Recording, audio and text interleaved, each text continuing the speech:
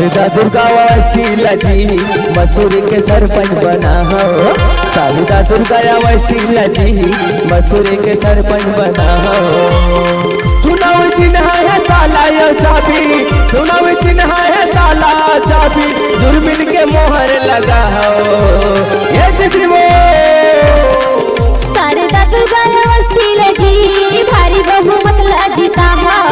शारदा दुर्गा वसीला जी भारी बहुमत ला जीता हो। चुनाव चिन्ह है ताला चाबी, चुनाव चिन्ह है ताला चाबी, दुर्मिल के मोहर लगा हो।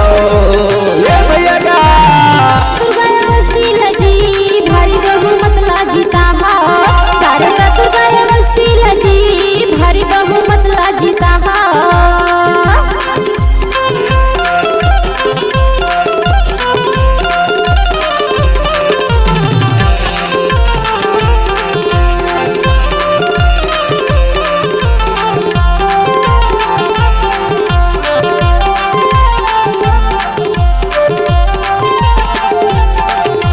तोहर माया के बंधना मसंगे शारदा जी देवर बंधाए।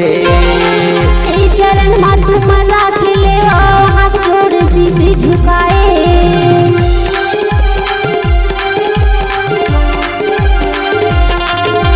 तोहर माया के बंधना मसंगे शारदा अवश्य बंधाए। आए चरण हाथ मना खिले हाथ जोड़ शीश झुकाए। अपन जी सरपंच मन मान ले अपन जी सरपंच मन मान ले किस्मत लाया अपन जगा लो। ये दीदी वो वसीला जी भारी बहुमत ला जीता हो। शारदा दुर्गा वसीला जी भारी बहुमत ला जीता हो।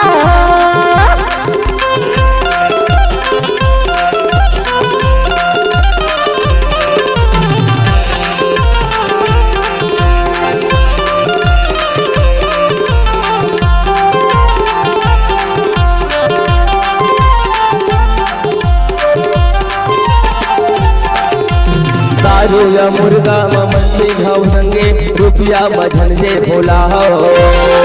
तिनके हा खुशी एक संगी 5 साल ले पछता हो।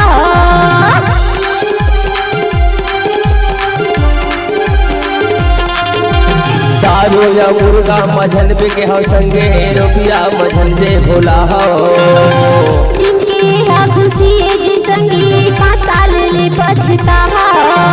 धनिया वो ककरो लालच में भैया, धनिया वो ककरो लालच में भैया, ताला चाबी में मोहर लगा हो। ए दीदी वो दुर्गा वसीला जी भारी बहुमत ला जीता हो। शारदा दुर्गा वसीला जी भारी बहुमत ला जीता हो। चुनाव चिन्ह है ताला चाबी, चुनाव चिन्ह है ताला चाबी, दुर्मिल के मोहर लगा हो।